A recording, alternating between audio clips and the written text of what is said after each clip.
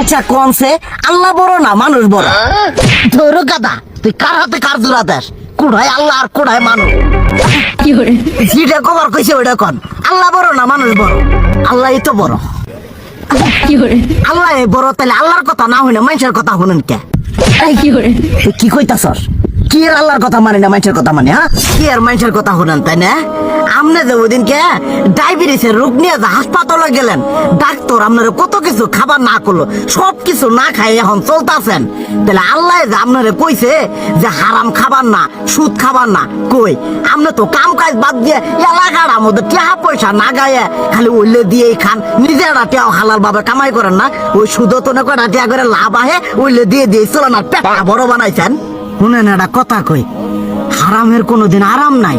হালাল পথে রুজি রোজগার করেন, শরীর পিণ্ডও ভালো থাকবো, কোনো রোগ বেদও হবো না, আরামও পাবেন, আল্লাহও খুশি থাকবো।